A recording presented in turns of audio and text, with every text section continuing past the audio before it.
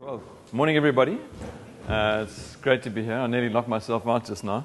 So if it looks like I'm bleeding from the temple, I am. I was more concerned about my Mac than where my head was going. But it's great to be here, and it's very exciting to know that this is the first of these sessions, these morning sessions. I was just saying to Chris earlier that the Creative Morning concept is working so well in Cape Town and obviously elsewhere in the world, but specifically in Cape Town, I think it's been a catalytic effect in the way people think and the way people act and the way they are actually networking together to make things happen differently. So I think that what's happening here is that there's the beginning of a really good seed of growth around change. And what I'm going to talk about today really is what has influenced me as an educator, as a design educator. There's a little bit of philosophy, because I believe that that's important as grounding, as backdrop to the way we act. And then obviously right up to the current moment and what's happened in the last couple of days, I'll be referring to that as well. So there are several threads that I'll be referencing. So my teaching and learning experience, bit of philosophy, the design ecosystem. I'll be referencing that not just in relation to the World Design Capital, but other things that have happened in my experience within that relationships, those relationships between academia, government, business, and community. And then, of course, that's the wild card. It's what happened to me yesterday, or maybe what happened to me now as I bang my head. Maybe I'm thinking differently. So it's up to the very, very current minute. You know, one's conception and view and perception of the world is shifting and changing. So starting from a macro perspective, and I think it's really important to actually look at a sort of a ground from which we have these conversations. This is an interesting concept that has been introduced. The idea that we're in the Anthropocene. And it's both a sobering, but it also has great potential to acknowledge that we as people have a massive impact on the globe and the way that the Earth is actually shaping up. So what's actually happened is that we're having more of an impact now as a species on the globe than what was happening in the past with volcanoes going off and earthquakes and that sort of thing. So anthropo meaning people, scene meaning now, starts to kind of help us acknowledge the impact that we actually have on the planet that we live on. So as names go, I think it's quite a significant shift to start to talk about a major shift, and then also to look at how maybe our thinking should start to shift to acknowledge that as well. What also comes through here is that, and maybe it's something we've started to actually separate ourselves from, is that we are in fact part of nature. You know, that we are, the things that we do, the rules and the legislation that we actually come up with is part of a natural process. And it's as natural as anything else that comes out of this thing called Earth. So I'm going to be talking more about, and the biomimicry will obviously also flush out some of that thinking a little bit later on. So yeah, this is the scary stat, is that back in the mid-80s we actually overshot the carrying capacity of the Earth, and we're now in a position in the space of just 55 years we've actually gone into a 30% deficiency in the carrying capacity of the Earth. We acknowledge that the future of the human species is in the balance more than at any other time in the last 10,000 years. So this living beyond our ecological means and beyond the planet's capacity to support us is quite a sobering thought. But in the light of what I was saying earlier about the impact that we do have on the planet, it also means that we can actually turn things around. And we can start to dig more deeply into our social, our cultural, and our human capital to try and rebalance. Excuse me. All right. I hope this is not going to be too much for your morning stomachs. It's quite a dense quote, but what I'm going to do is I'm actually going to just unpack it a little bit and look at the key elements that are coming through here. So what this philosopher is talking about, he's a biologist and a philosopher, so he's a scientist as well as somebody who thinks beyond science to the way we actually need to behave. So he's talking about a world arising that's ever emergent and created by us all. It's not out there beyond our personal influence, and it's therefore, and it's not simply what happens to us. Okay? So and he also speaks of the interplay of our living together, which really references the fact that things are less fixed than we think, and that the constant flux of our living together creates continual structural change. Okay, so what happens on a daily basis actually impacts on the way that we behave. And there's this interplay, so it's an interrelational thing that's happening all the time. It's similar, I get a strong sense that there's something similar to the Ubuntu concept here, where you are who you are through others. And that's a very, very powerful African philosophy that has maybe become a buzzword and lost some of its meaning and some of its flavor. But I really think that in current times we need to revisit that idea that we are stronger through our interactions with one another. And then the question we need to be asking ourselves is, what way do we live together so that we are continually creating a world that we actually want to live in? And I think when I talk to my students about this, it's often quite hard to talk to 19-year-olds about this concept of you having an impact on the world out there. They see it as so fixed and so built and so developed. How can a 19-year-old in their actions and what they do have any influence on that? Well, that's not true, because they have a massive impact on the kind of world that we actually create together through our interactions. And design has a major, major role to play. So I'll talk more about that. But really what we're talking about is the relational dynamics and the world-making potential and capacity that we all have, each and every one of us, no matter what we do, whether we're designers or non-designers. So the personal agency that we have needs to be realized, and a form of attention needs to be cultivated that extends beyond oneself out into the living way of things. So why am I banging on about this rather philosophical concept? Well, we have a choice to do things differently, I believe. But how do we do this? Do we go with a tried and tested, or do we try and draw from inspiration from forgotten quarters?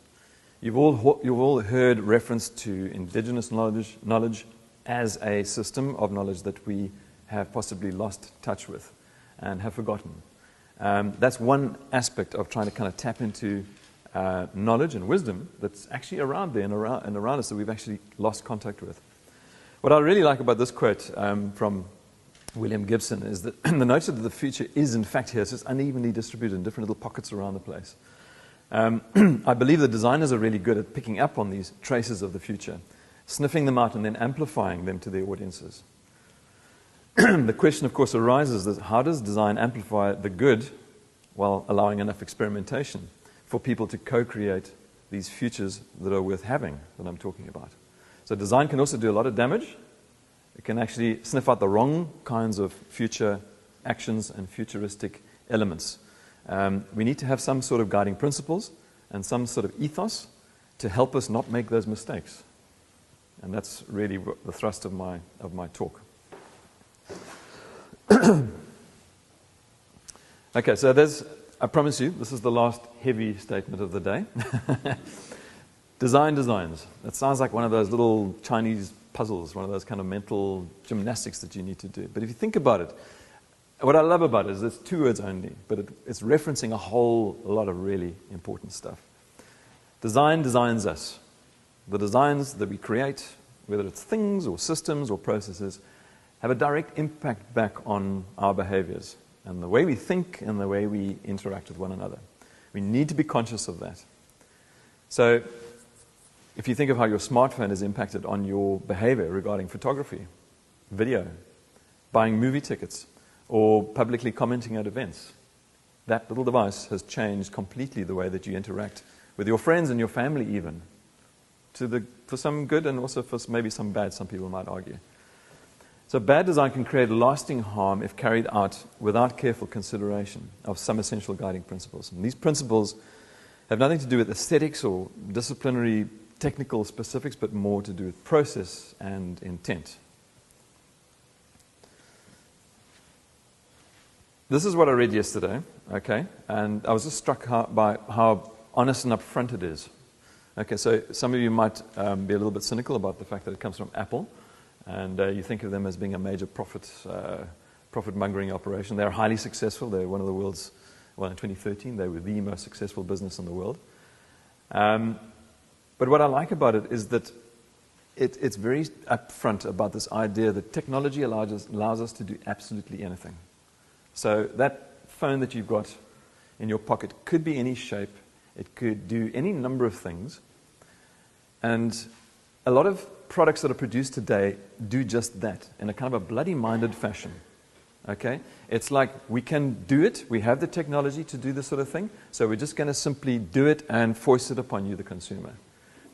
But that, coming back to intent and coming back to integrity and why we do things is a crucial component. And that's why Apple products have a consistent look and feel. They've not decided to actually change and shape the look of their products simply because they can, or because it's the end of range, or whatever other reason.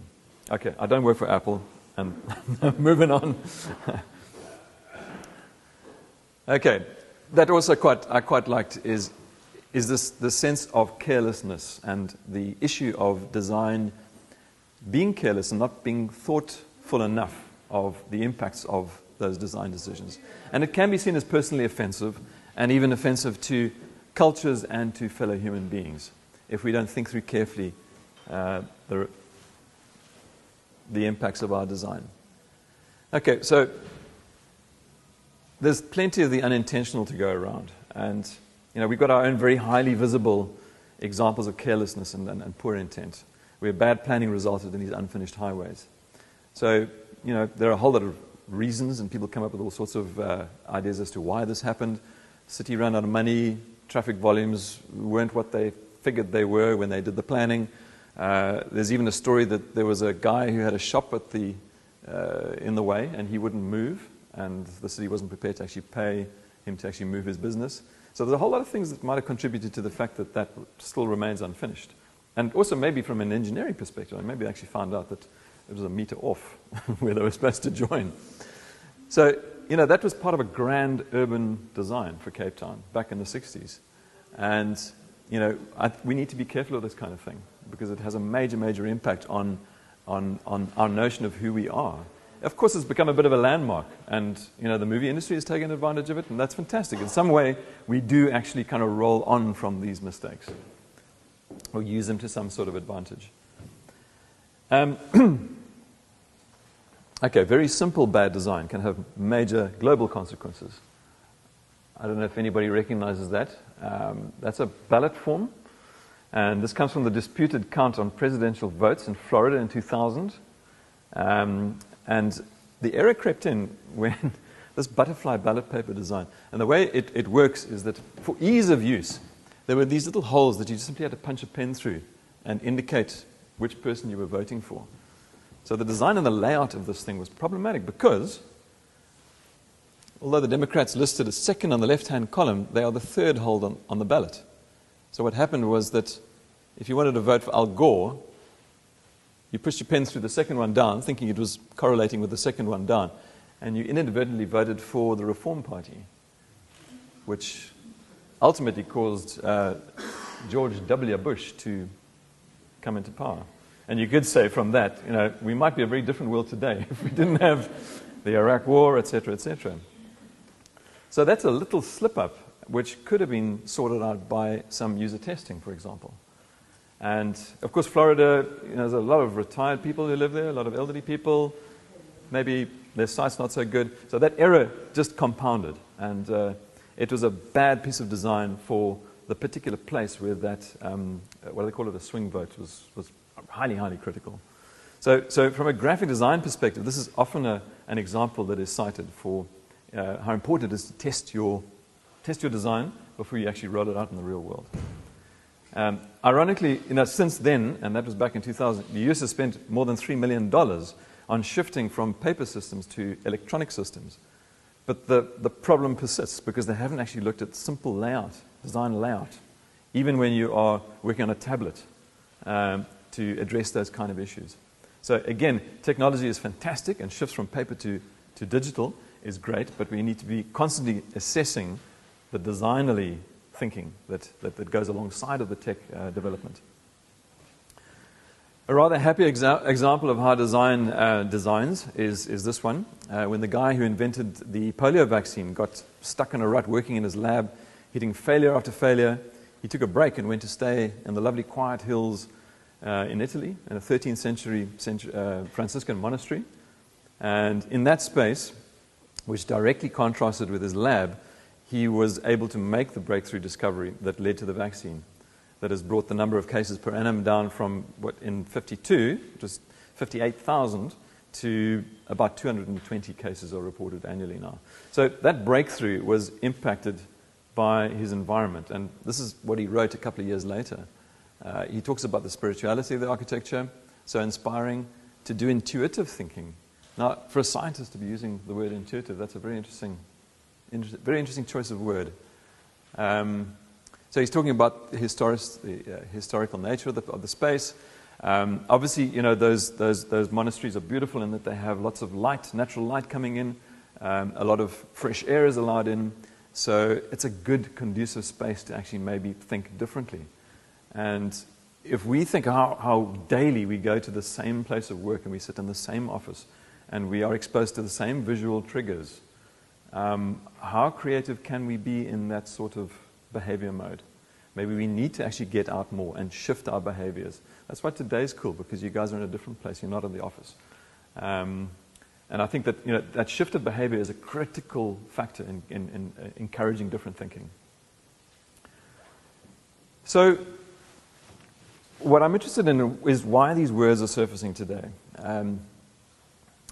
Is it a return to what we know is good and what actually does work? Is this our true nature that we've been turning a blind eye to? How do we actually create conditions conducive to being more wide awake to practices and knowledge that actually works? Two methodologies or lenses that have had some impact for us as design educators at CPUT. And I'm glad to see a colleague of mine, Andrea Grant-Broom, down here in the audience. We've worked closely together over the last, 19 years, 20 years? So a lot of what you see here today has been kind of co-developed in a kind of research space by the two of us. So yeah, design thinking and biomimicry thinking are two lenses that have really been useful for us in actually trying to get students to think more empathically, more ethically, more responsibly, more creatively. Okay, it's not all about doom and gloom, but it's also about actually trying to come up with better and more innovative ideas. But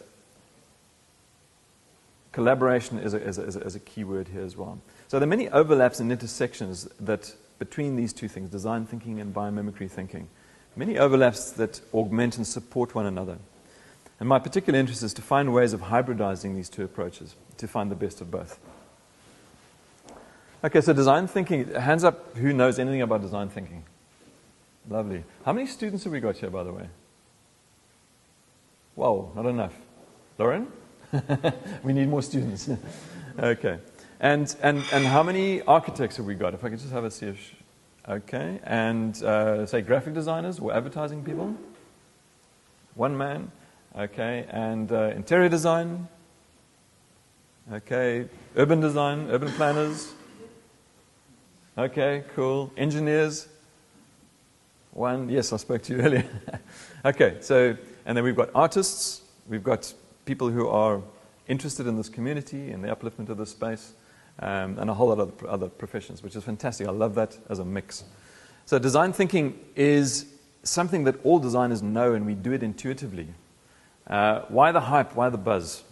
Well, mainly because in the world of business. Okay, how many people are from the world of business? Okay, all right. So you might have heard that design thinking is being taught at various faculties around the world within the universities as a means of trying to encourage a more inclusive, a more holistic approach to cracking problems in order to be able to make sure that you're dealing with the stakeholders that you should be dealing with, addressing the right question at the outset, etc. So it's a very, very interesting methodology in the way that it's actually been almost kind of, it's been described as something that we as designers do intuitively, and it's been defined very carefully for people in the world of business to know how to use. And that's quite powerful because it's almost like tempering steel. You start to take something that is quite hidden and you start to describe it more and you test it more in the world of business. What's happening now is it's coming back into the world of design. And it's helping designers to actually understand how they operate and what they do in that very tacit, very hidden, very intuitive space. So really what we're dealing with here is an observation phase up front. And this is critical to what I've been talking to so far, is that you need to observe. In effect, you need to shut up and listen, and you need to be empathic to the situation where you are working in, to be able to come up with solutions, or first of all, to come up with the right questions, either whether you're dealing with your clients or whether you're building systems or services in your particular business. And then there's a synthesis phase. And then there's an ideation and a prototyping phase, an evaluation phase, and an implementation phase. This looks all very neat and linear. Of course, it's not. But it gives you a sense of the progression of the process. So there's a kind of a divergent point here at the beginning where you really are scoping out all of the possibilities within the particular context where the problem has been situated, or the challenge, depending on how you want to see it. You then need to come back and synthesize, and you need to start to kind of define what's the question here, what are we actually working with? And in our profession, graphic design, communication design, we often find that the first brief that we get from our client is wrong. It's just so off the mark. All they're trying to do, the client is trying to do, is they're actually trying to be like their competition, or they're trying to kind of fix something that they perceive as being something they're not doing.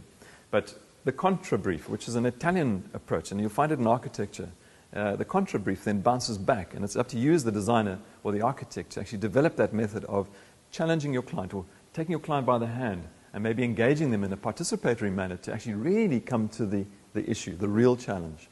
And design thinking helps us do that.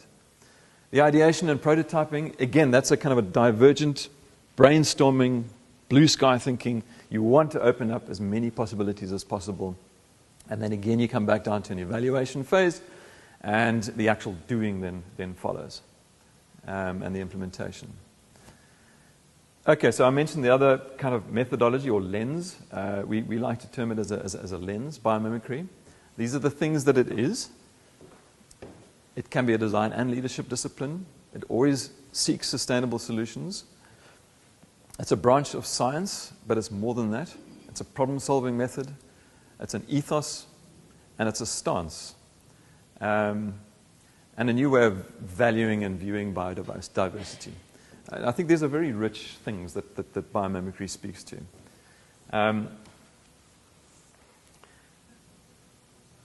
I think that in the world of specialization and skill sets being specifically developed within those silos, professional services and professional services made the expertise within and outside those segments more and more disconnected from one another. Yet every sustainability missive that you read points to a systems-based perspective, and one that can only be achieved through cross-fertilization and awareness across those disciplines. So transdisciplinarity, multidisciplinarity is a key element of biomimicry. And what's so exciting about what Andrew and I have done is that it's always about bringing students together from engineering, biology, the sciences, design, art, anthropologists. That is a heady mix of people to actually get together around the design table when it comes to practicing biomimicry. So the addition of biology helps change the questions, and it certainly changes the research and the results in exciting patterns and concepts. So what it does is it starts to flush out the patterns and concepts that are quite hidden and lost to us on a daily basis. When you start working on a client's brief, it's bang, bang, bang, you need to deliver. You don't have that time for reflection, which is a critical component of design thinking and biomimicry. Is that observation phase, that shut up and listen, quieten your cleverness. It's a hard thing to do because we're also trained within our disciplines to react and to act really quickly. And what these methods do is they just get you to say, I'm just going to suspend that action phase for a little bit so that I can truly listen. Okay, so one of the key things is that we always try and remind ourselves that we are in fact part of nature as a human species. We've separated ourselves as a species so effectively with our technologies of clothing, machinery, food production, that we no longer really see ourselves as part of nature, but above it and somehow disconnected from it. So that's just a simple little image that, spot the human ear there. That's just one tiny little example of how we can remind ourselves that we are actually part of this bigger natural system around us. And of course, we're constantly evolving. We are actually evolving. So there's a nice example that I think is just quite extraordinary. Is this eco machine. It's a very robust man-made ecosystem. And what it does is it looks at the relationship between plants, microbial species, and distinct treatment zones. And within the eco-machine, all the major groups of life are represented, including microscopic algae, fungi, bacteria, protozoa, and zooplankton, including snails, clams, and fishes as well. And what this does is it effectively purifies water, it cleans water. I mean, that is an example in China of a canal that was horrendously polluted. And that's what it looks like now. Is anybody familiar with John Todd's living machines? You've seen and heard of it. It's quite inspirational. And what he's done is he looks, it's not as though he has a kind of a methodology or a mix of plants and animals that he brings to every single situation and they somehow magically purify. What he does is he looks at the situation where that pollution is happening. And he looks at actually what's growing there already. Because there's always growth. It doesn't matter whether it's algae or some other kind of microbial activity. He looks at what's happening there. And this goes back to the idea of the genius of place. So what's happening in that place, and how do you take what's happening in that place and amplify it? So he harvests those algae and those plants and those little animals, and he basically then gives a big leg up and a big boost to then function in a more effective manner. And he creates these container spaces. So instead of obviously in the wetlands in the wild, you have lovely big open bodies of water, you have marshes. Well, you can't do that here. So he uses containers. But they're all interlinked, and they all talk to one another to essentially build a far, far healthier ecosystem where the water is purified. And I just find that quite extraordinary in the way that it actually is working so well. I'm just going to run through a couple of product-related examples of biomimicry, because I think it really it talks to the basic principle of biomimicry, which is looking to natural champions. And your natural champions can be found in the form of creatures or even systems like ecosystems and larger systems that are visible. So this is the guys, the Namibian desert beetle. Who's been to Namibia? Have you seen these little guys at work?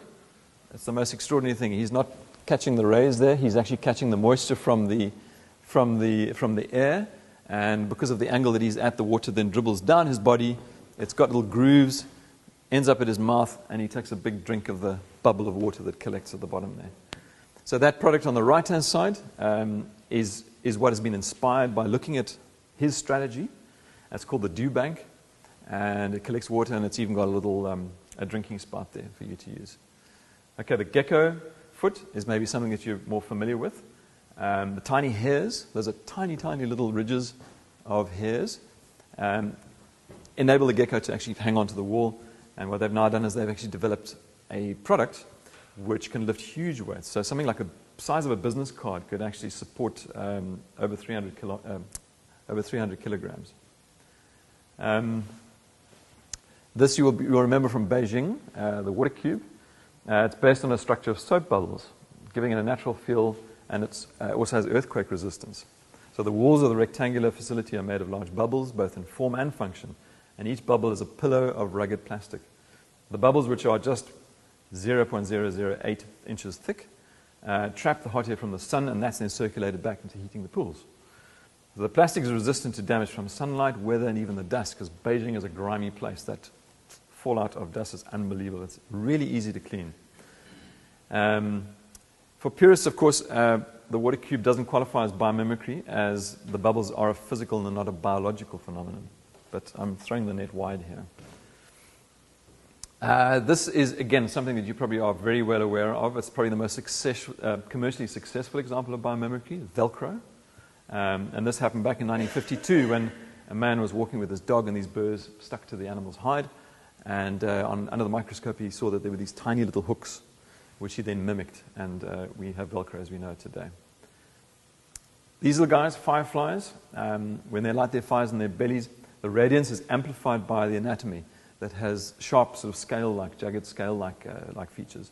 So based on that observation, scientists then built and laid a similar structure on LEDs and increased the brightness by 55%. I mean, how's that? You don't necessarily increase brightness by pushing more energy through. You just do something as simple as change the structure and the form of something. Something that Andrea and I did with our students. We ran this project in the east city of Cape Town, then known as the Fringe. And we'd introduce them to biomimicry as a lens and a methodology to actually tackle the issue of what was happening in the eastern part of the city, which is really a bit of a strange hodgepodge of businesses, a lot of homelessness, a lot of, I mean, this is the foot end of the District 6 area, so there's a lot of vacant lots that people just park on. So it's actually really just a big parking area. Harrington Street, you know, a lot of those businesses are very closed off to the street, big doors, shuttered windows, not a lot of communication going on. And what the students did is they then applied the biomimicry lens to kind of look for a champion and look for inspiration. And this particular group came up with the red grouper, however you pronounce it. And this is an amazing fish. What he does is he's an ecosystem engineer. He will actually turn what is dead, nothing happening there, little shallow depressions. He'll build a conducive space for his young. And this is the male that we're talking that actually does this, where the young can actually then hatch and grow and safely develop. And that little simple activity of what he does actually then attracts other life. And you end up with biodiversity in a space where there was absolutely nothing beforehand. So they drew inspiration from that little fact there and that little strategy and, you know, put together a proposal that, yeah, that's kind of how it is. You know, it's a very fairly ugly looking place with a lot of parking lots.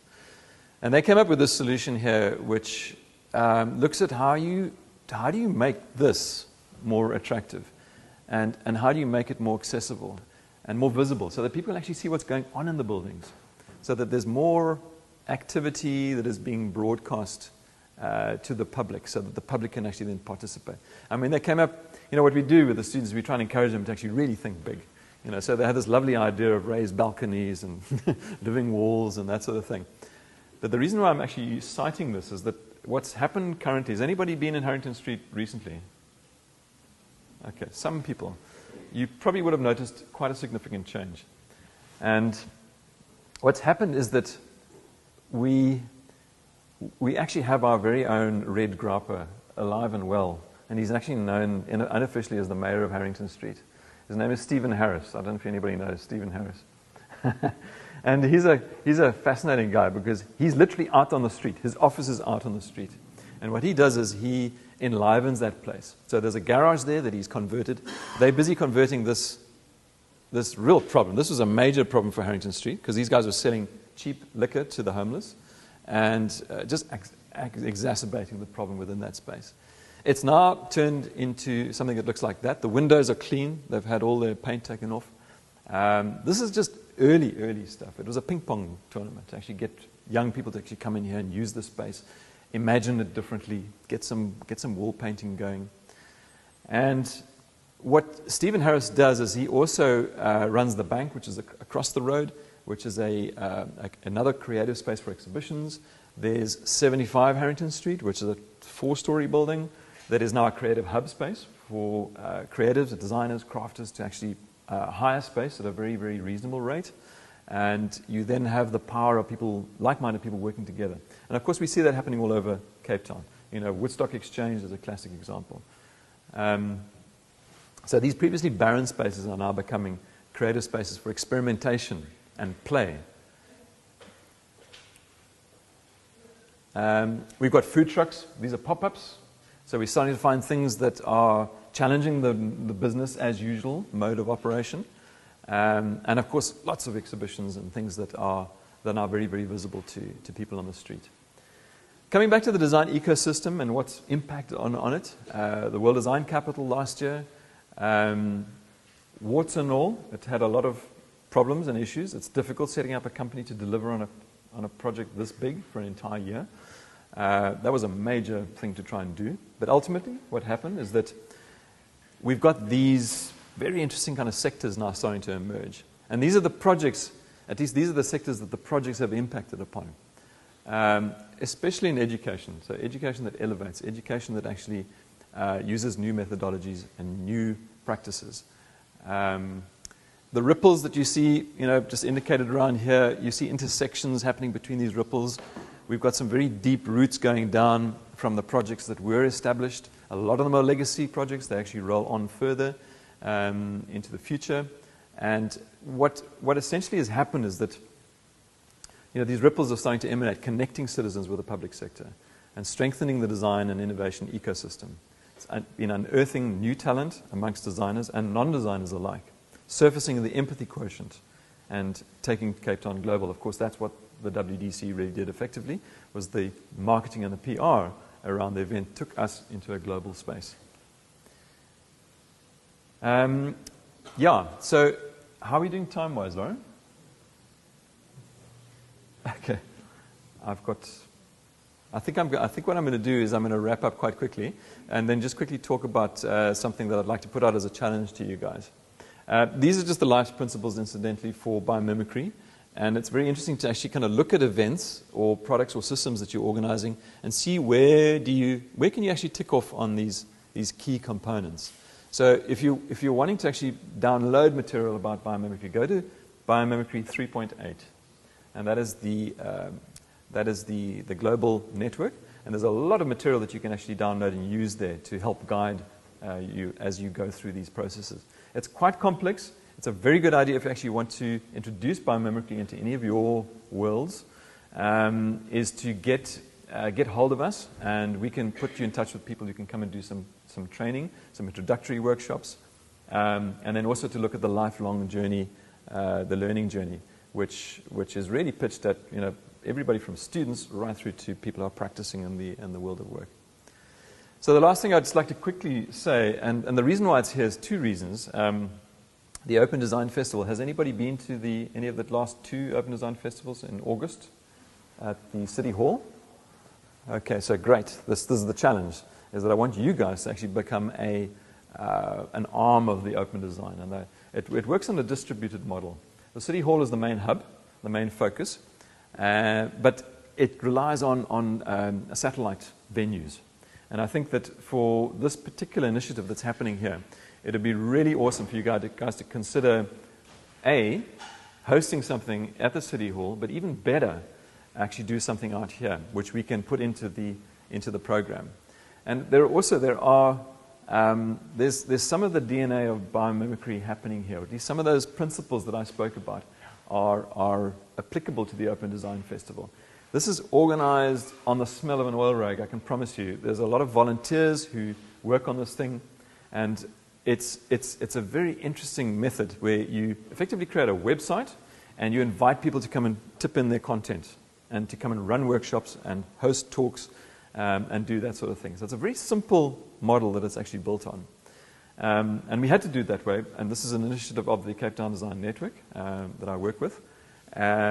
There's been funding that's come from the city of Cape Town, which has been fantastic, but of course that is not going to be there forever.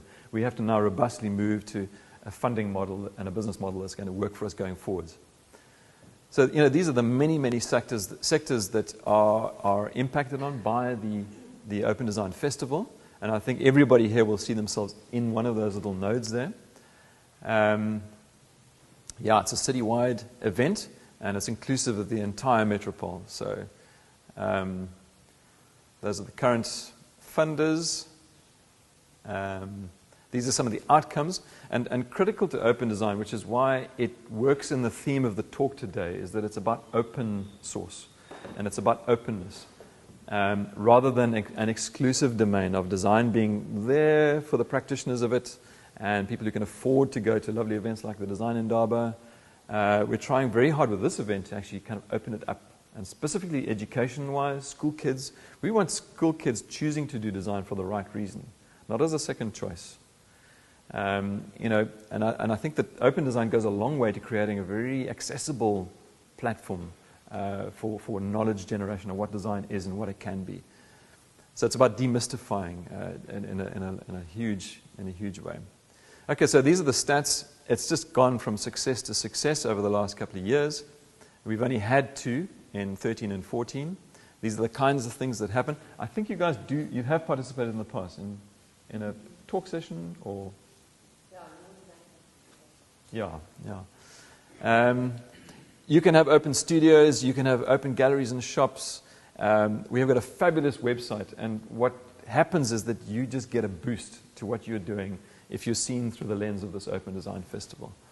A lot of kids play, a lot of education happening, talk sessions. We had TEDx Cape Town. We had Pichikucha. I mean, look at the numbers in the city hall there. It's just great to see that old lady enlivened again.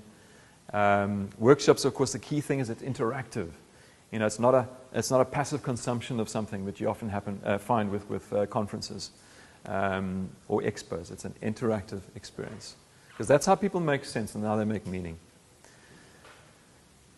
Social spaces, critical, food, drink.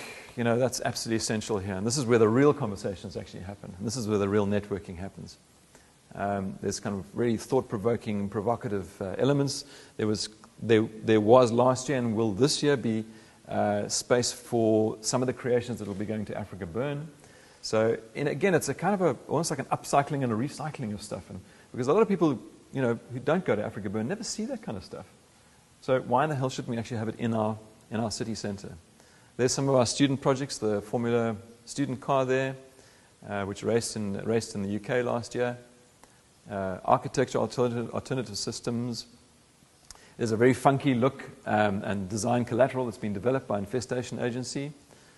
And these are some of the stats around the media urn for people who are keen on that. It's quite a success story.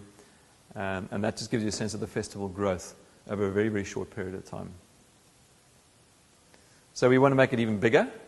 And obviously, people can come on board as sponsors or contributors or participants or just simply visitors. So this year, the design is for tomorrow, which I think is really appropriate for what I've been talking about today, this idea of future making and trying to get a sense of where are we in position in relation to what's happening tomorrow. I love the thought that what we do is we look at the past and we kind of try and bridge from the past to the future through the present. And I think the design for tomorrow is a great theme here. I'm going to stop now. Thank you.